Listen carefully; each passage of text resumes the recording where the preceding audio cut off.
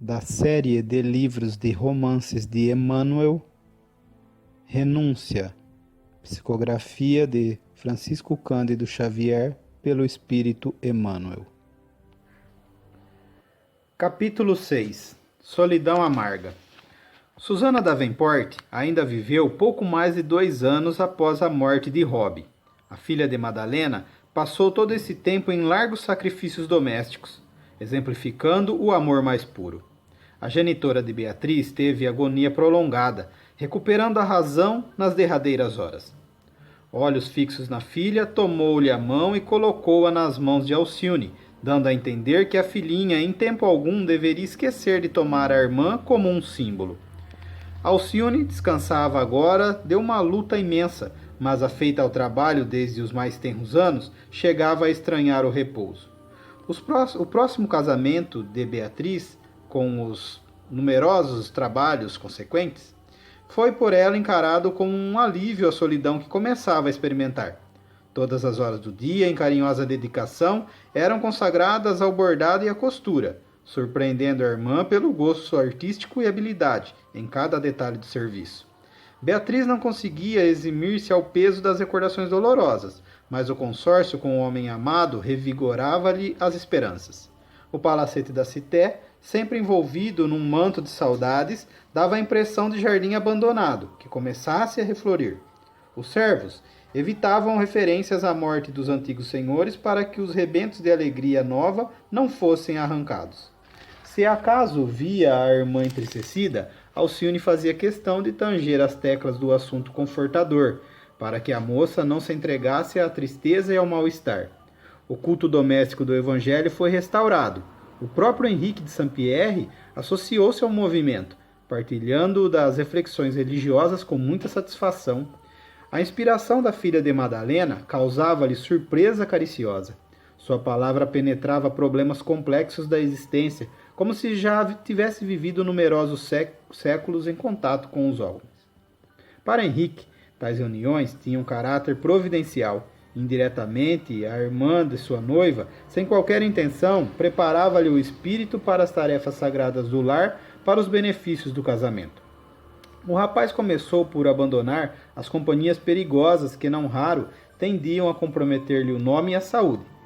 A vida revelou-lhe profundos segredos. Seu coração parecia agora aberto para o orvalho divino do sentimento superior. Incansável no trabalho, Alcione estendeu o culto dominical aos serviçais numerosos. Todos puderam participar das bênçãos de Jesus no vasto salão que Beatriz mandou preparar jubilosamente.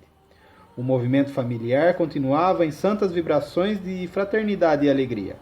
A moça Villamil organizou hinos de carinhosa devoção a Deus, que as crianças dos servidores entoavam com encanto singular. O cravo parecia falar harmoniosamente da fé sob a pressão de seus dedos. A filha de Susana não cabia em si de contente. A grande residência de Cirilo perdeu o aspecto sombrio, adquirido em todo o curso da moléstia da viúva Davenport. Júbilo sadio estabelecera-se entre todos. Quando alguém demonstrava indisposições súbitas, recordava-se o ensinamento do Cristo e o culto doméstico, e ia ganhando todos os corações. O enlace de Beatriz e Saint-Pierre realizou-se com muita simplicidade e concorrência, apenas das relações mais íntimas. Alcione acompanhou satisfeita todos os trâmites do auspicioso evento, mas em seguida entrou num período de grande abatimento do qual apenas saía nas horas rápidas do culto familiar. A filha de Madalena não conseguia furtar-se à saudade dos seus inesquecíveis ausentes e, simultaneamente, experimentava a falta do trabalho ativo, que se tornara a incessante religião dos seus braços fraternos. A irmã impressionou-se. Que fazer para arrancá-la daquela melancolia que a empolgava devagarinho? Ela esquivava-se às festas sociais, não tinha inclinação para os prazeres do seu tempo. Tendo passado dos 30 anos, seus traços fisionômicos conservavam a beleza da primeira juventude, revelando ao mesmo tempo a madureza do espírito. Beatriz começou a pensar seriamente em inclinar-lhe a alma sensível e afetuosa para um casamento feliz. Dominada por esses pensamentos, A esposa de Saint-Pierre aproximou-se certo dia da irmã e lhe disse com bondade: Tenho andado bastante cuidadosa de ti e preciso cooperar para que a tristeza seja banida do teu coração e dos teus olhos. Por que te afligires, minha querida irmã? O repouso involuntário de nossas mãos costuma agravar o esforço dos pensamentos. Não estou cabrunhada, podes crer. Tenho meditado um pouco mais e essa circunstância te induz a perceber mágoas imaginárias em meu espírito. Beatriz abraçou-a com enternecimento e falou: O coração me diz que não estou enganada. Consomes-te a olhos vistos. Por vezes, Alcione, quando em passeio com Henrique, não posso evitar que meu júbilo se misture ao remorso. Mas como assim, querida? Não me conformo em ser feliz só por mim, quando mereces as bênçãos do céu, muito mais que eu. Depois de ligeira pausa, a filha de Susana continuava. Quem sabe desejarias fazer alguma viagem que te distraísse? Essa providência seria mais que justa após tantos anos de luta e sacrifício. Quando não quisesses ir a país estrangeiro, poderias descansar em alguma praia, fortalecer-te em contato direto com a natureza. Mas se eu estou muito bem e nada me falta, retrucava Alcione. Beatriz contemplou-a com mais carinho e quase suplicamente tornou a dizer: Alcione, desejava lembrar uma possibilidade, que pelo que espero me perdoes com a tua generosidade fraternal. A irmã comoveu-se com o acento caricioso daquelas palavras e obtemperou: Dize sem receio de que se trata. Tenho pedido a Deus ansiosamente, me conceda a alegria de ver-te formando igualmente um lar, onde um esposo fiel ilumine a tua estrada com as bênçãos de uma aventura sem fim. Se te pudesse ver amada por um homem leal e puro, cercada pela ventura de filhinhos carinhosos, como seria feliz? Dá-me a satisfação de te auxiliar a refletir nesse particular. Beatriz notou que a irmã fazia enorme esforço para reter as lágrimas. Adivinhando o seu embaraço para responder, a esposa de Henrique ganhava ânimo para prosseguir. Eu e meu marido vimos, pensando na colônia distante onde os nossos bens materiais são consideráveis. Henrique vem ultimando alguns negócios e creio que daqui a alguns meses tomaremos a nova decisão. Meus tios insistem pelo meu regresso, e além deles temos na América velhos amigos de meu pai a nos esperarem de braços abertos. Claro que não dispensamos tua companhia e peço-te permissão para ir meditando, desde já na sua felicidade futura. Na minha terra natal encontrarás relações carinhosas e devotadas, e quem sabe talvez Jesus te reserve por lá um esposo fiel e cristão, que faça por ti tudo o que desejamos de coração. Alcione comoveu-se profundamente. O terno respeito de Beatriz, a delicadeza da sua exposição, penetraram-lhe o espírito como um bálsamo celestial, demonstrando o interesse de sua dedicação fraterna. Respondeu reconhecidamente: E se te dissesse que tenho meu coração prisioneiro desde a primeira mocidade? A esposa de Saint-Pierre, com um franco sorriso, revelava o prazer que a declaração lhe causava.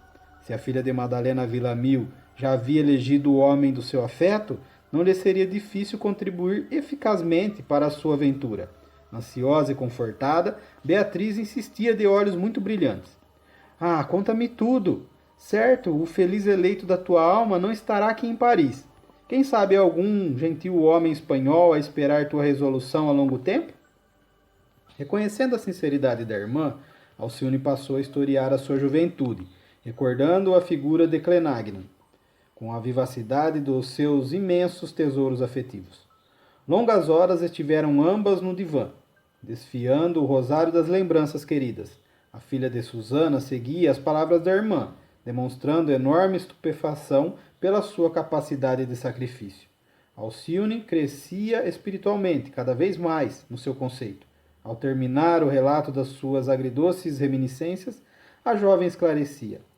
Quando nos encontramos pela última vez, aqui em Paris, notei que ele não podia compreender os meus deveres filiais. Estava taciturno, talvez irritado com as lutas da sorte.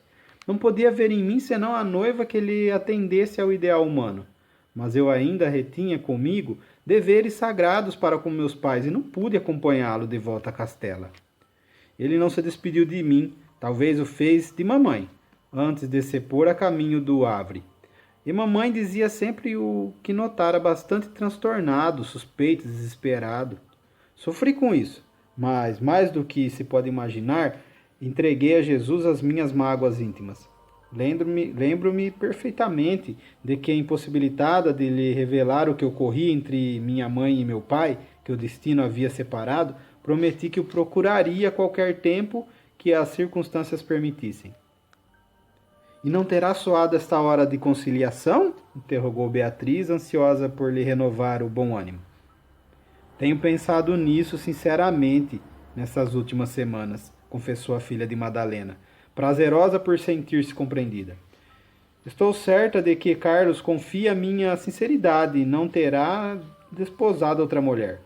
Nesta fase de minha vida, talvez, lhe possa ser útil. Poderia concorrer para seu retorno à vida religiosa, embora sem esperança de reintegrá-lo no ministério sacerdotal. Que dizes? Murmurou a esposa de Saint-Pierre com infinito carinho. Não penses obrigá-lo a retomar um serviço contrário à sua vocação. Teu coração e o do homem amado têm direito ao banquete da vida. Hás de casar-se e conhecer a felicidade que parecia remota e irrealizável. Quero beijar teus filhinhos num futuro risonho. O semblante de Alcione iluminou-se, mostrando a beleza do seu mais secreto ideal de mulher. Ruborizada e quase feliz, perguntou: Supões acaso, Beatriz, que Deus ainda me concederá semelhante felicidade? Por que não? Voltou a dizer a interlocutora com sincero otimismo. Estás moça e bela como aos 20 anos. É preciso cuidarmos imediatamente do contato com Ávila. A filha de Madalena dirigiu à irmã um olhar significativo e indagou: Estarias de acordo que eu fosse até lá? Tenho desejado surpreender Carlos com o exato cumprimento de minha palavra. Sem dúvida, respondeu Beatriz bem-humorada ao perceber que novas esperanças brotavam daquela alma generosa e santificada. Se fosse possível, acompanhar-te-ia. Creio não ser possível, mas se tudo arranjará de maneira a visitares Castela Velha na primeira oportunidade. Irei sozinho, esclareceu Alcione, de olhos vivazes.